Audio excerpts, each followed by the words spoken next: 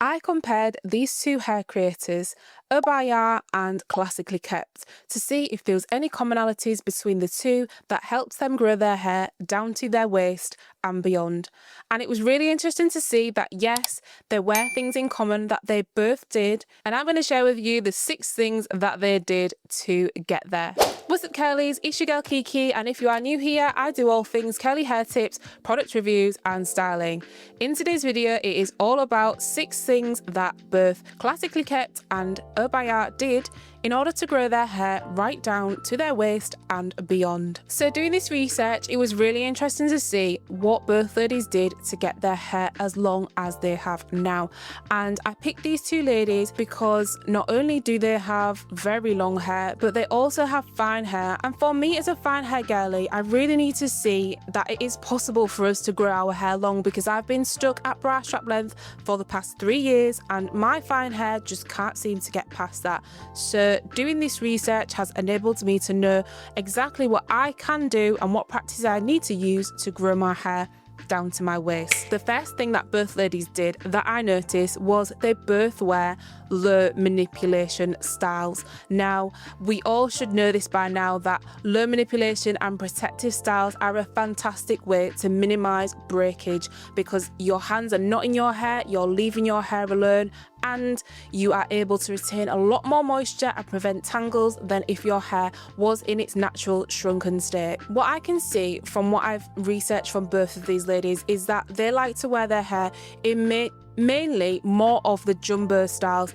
as opposed to mini twist styles, and that may be because they have such high density hair. Let's hear what Obaa Yaa has to say about how she wears her hair in styles. I have my hair most of the time in a form of a low manipulation or a protective style, and most of the time I would say 97.5% you would find my hair in twists, or I could actually say 99.9%, because honestly I wear my hair in twists the majority of time. You will find me in twists. If you were to meet me on the street, you would see me in twists, and my hair would probably be in a bun, in a twist. But the thing that I had to always keep in mind, and that I had to learn along the line the longer my hair got, was to rotate the positioning of my twists and to change the size of my twist from time to time. So sometimes my hair would be in chunky twists and bigger twists, or my hair would be in smaller twists, but not mini twists. Like, that would take much more time, and I'm a lazy natural. I ain't got no time. I want to do the bare minimum to my hair. I want to do enough, but not to be extra. And similar to that, I can see from a few of Classically Kept's videos is that her hair is also worn in jumbo twist styles a lot of the time. Now, I'm not 100% sure on whether it's because of her lack of time she wants to spend on her hair, but from my experience, I do know that when my hair's in mini twists, it does tangle a lot easier than when it is in twists that are more jumbo or medium sized, and the tension is a lot looser also when we do jumbo styles as opposed to mini twists. So that's just something to bear in mind, and what I found really interesting about both ladies and a similarity that they share. Still on the topic of protective and low manipulation styling, the second thing that they both do is that they keep their ends tucked within these styles, really similar to Indigenous Strands and Kelco Black when they mentioned that they keep their ends tucked within these protective styles. So they will both do some sort of bun or hair wrap where their twists are also away and their ends are protected to minimize any friction and any rubbing from clothes or anything like that that can potentially tangle their hair up and cause breakage. So that is the second similarity that both ladies share. The third thing I found very, very interesting is that they both mentioned that they keep their routines very simple. Get a simple hair care regimen that you can follow up with. All of these regimens with 5 and 6 and 10 different products and 5 and 6 different steps is probably what is frustrating you. If you can just get it down to the basics, what is really needed, you'll probably find that your wash day is not as frustrating and as long as you think it needs to be, or that it is. And similarly, Obaa Yaa also mentions that she just uses like 2 or 3 products to moisturize her hair, and that she sticks to very much the same products. She says that because she's based in Germany, she didn't back in the day have access to all of the products that we have now, and that we have in the UK and the US when it comes to hair care. So she really just had to find what works. She looked for terms like moisturizing, strengthening, replenishing, and she based her hair care routines around those specific words, and she didn't go overboard. So keeping your routine and your product stash very simple and very routine, knowing what works, is going to be another factor in what helps you and both them retain as much length as possible. This is a really not insignificant, but it is kind of a trivial one that I noticed,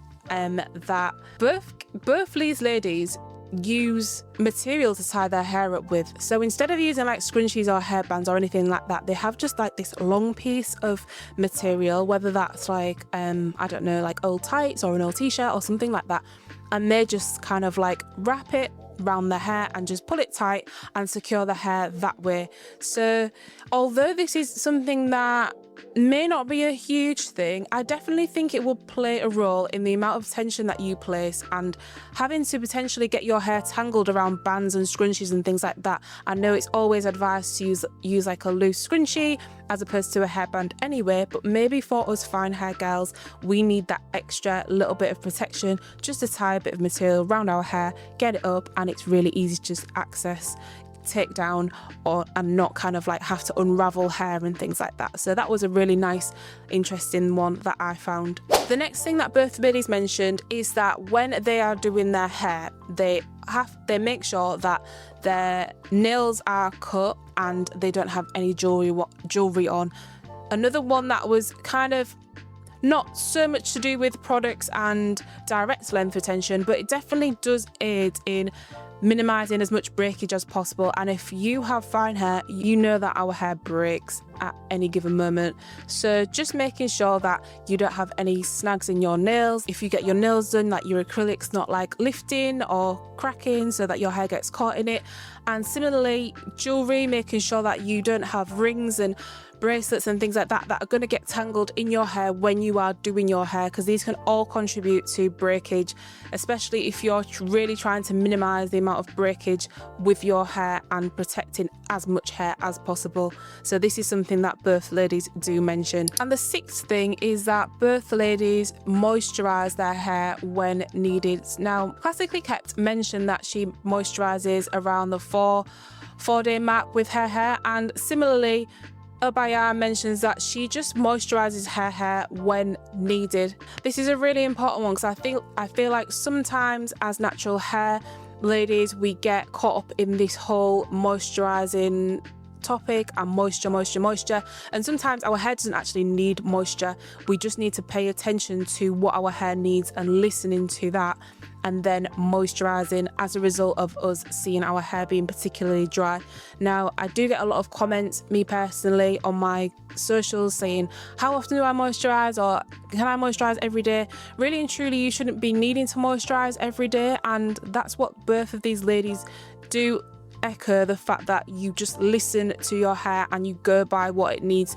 You keep your routine simple, you keep a consistent routine at that, and your hair will thrive as long as you just leave your hair alone. That is the main thing, that both ladies echo the same points of sealing your ends, making sure they're tucked away, left alone, and you're not in your hair manipulating it, detangling it, doing XYZ, because unfortunately our hair type is easily broken and easily tangled, and we do get single strand knots a lot quicker than someone who would have coarse hair. Hope you enjoyed this video. Let me know in the comments what you thought about this one, and if you have fine hair and can resonate to any of the struggles that I mentioned in the video, and I will see you in the next one.